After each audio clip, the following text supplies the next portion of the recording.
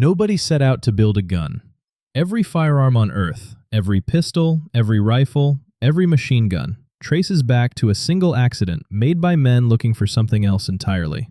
Something that had nothing to do with killing. They were trying to live forever. 850 AD, Tang Dynasty, China. A group of Taoist alchemists is heating a mixture on a stove. Sulfur, saltpeter, charcoal. They are not experimenting with weapons. They are looking for the elixir of immortality. For centuries, Taoist alchemists had worked under direct imperial commission to find a formula that would stop aging. The search was considered one of the most important undertakings of the age. It was also killing the men who commissioned it. 6 Tang Dynasty emperors died from drinking their own alchemist preparations, poisoned by the mercury compounds their alchemists swore would extend life. The medicine was ending the lives it was supposed to protect. Then one day the formula went wrong in a different way. The mixture ignited. Flames, smoke, burned hands and faces. The alchemists recorded the result, not as a discovery, but as a warning. Do not mix these substances. It leads nowhere. They named it huoyao, fire drug, and they moved on. The warning sat in the text for decades. Then soldiers found it. They did not see a dead end. They saw a starting point. By 904 AD, Chinese military forces were packing huoyao into incendiary arrows, flying fires carried into enemy formations. By around 1150 AD, soldiers were attaching bamboo tubes of gunpowder to spears and igniting them at close range. The fire lance. Range, 3 meters, 1 short burst. A shock weapon designed to panic, not to kill at distance. Then someone added shrapnel to the tube, iron pellets, pottery fragments. Then someone noticed. When the projectiles packed the tube tightly enough, when they completely sealed the bore, the expanding gas had nowhere to go but forward. The force concentrated. The range increased. By 1259 AD, Chinese military records describe a pellet that completely occludes the barrel. Historians consider this the first bullet concept in recorded history. Bamboo couldn't handle the pressure. Engineers switched to metal, bronze, then iron. The oldest surviving firearm, the Heilongjiang hand cannon, dates to 1288 AD.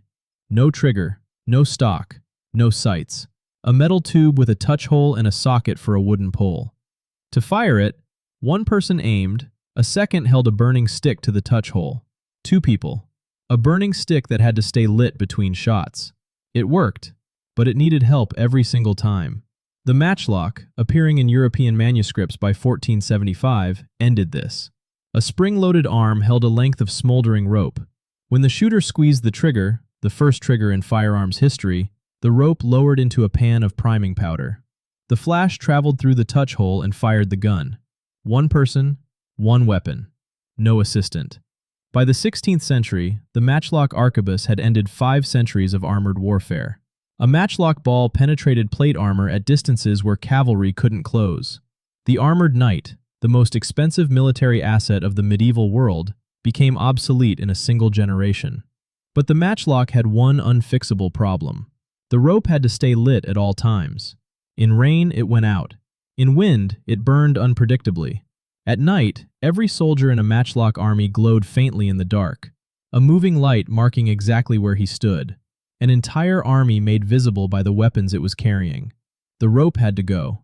The flintlock, attributed to French gunsmith Marin le Bourgeois around 1620, replaced the rope entirely. The hammer held a piece of flint. When the trigger was pulled, flint struck steel and produced sparks that fell into the priming pan. No rope. No fire to maintain. No glow in the dark. The flintlock dominated military firearms for over 200 years, from the English Civil War through the Napoleonic Wars.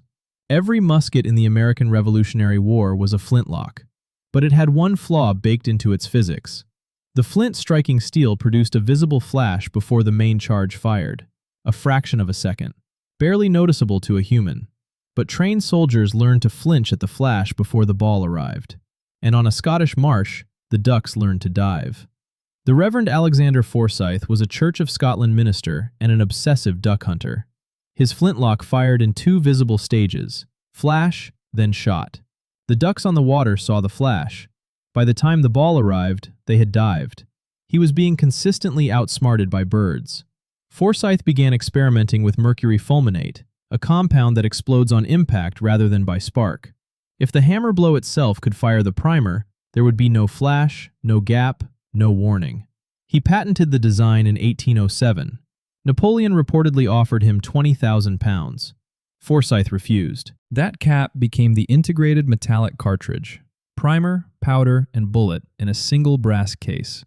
The cartridge that slides into every modern firearm today. All of it because a minister refused to lose arguments with ducks. Ignition was instant, but loading was still the bottleneck. A rifled musket took 2 minutes per shot. Armies chose rate of fire over accuracy. Rifles stayed with specialists. In 1849, French captain Claude-Étienne Minié designed a bullet with a hollow base, made slightly smaller than the bore so it dropped down the barrel without force. When the powder fired, expanding gas pushed the hollow base outward, pressing lead into the rifling grooves. The accuracy of a rifle at the loading speed of a musket. Effective range went from 100 yards to 300 yards, overnight.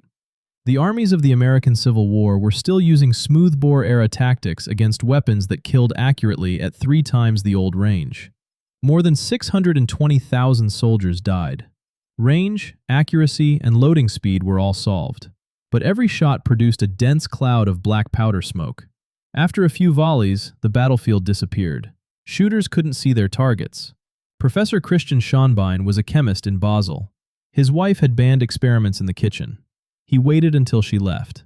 In 1846, heating acids on the stove, a flask broke and spilled across the floor. He grabbed his wife's cotton apron, mopped up the spill, and hung it on the oven door to dry. The apron caught fire and vanished in under a second. No ash, no residue, no smoke.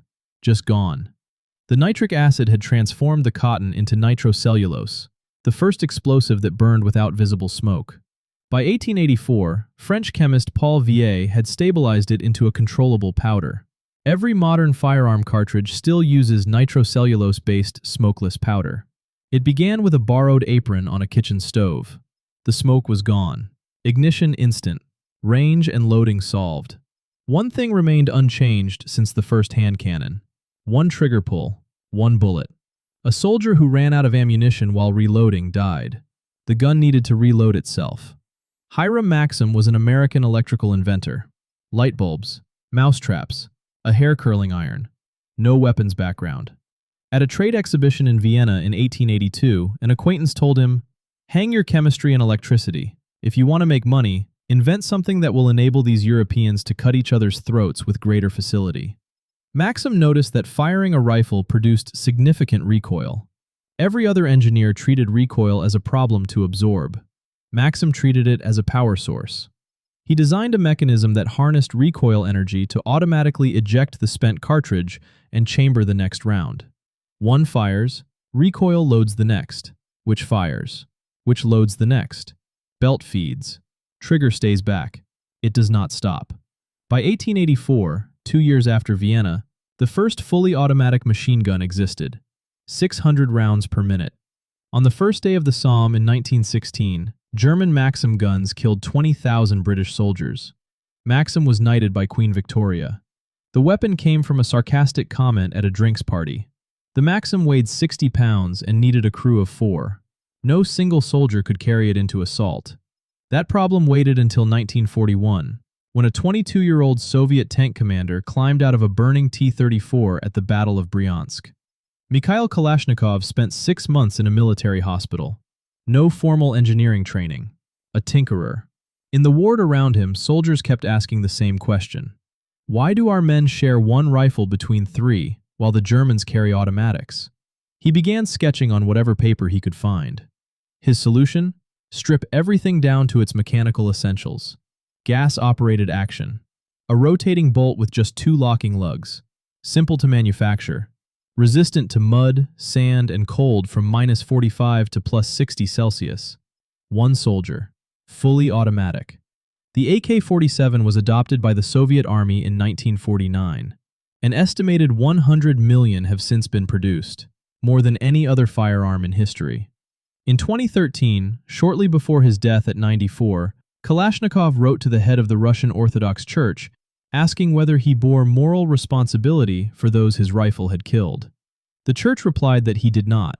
Whether he believed them is not recorded. None of this was planned. Alchemists looking for immortality, a minister outwitted by ducks, a chemist cleaning a kitchen spill with his wife's apron, an inventor handed sarcastic advice at a party, a wounded soldier sketching designs in a hospital ward. Every step was an accident responding to a problem nobody anticipated. Nobody invented the gun. It assembled itself from accidents, 1 century at a time. What other weapons did I miss that influenced the development of the military industry? Let me know in the comments.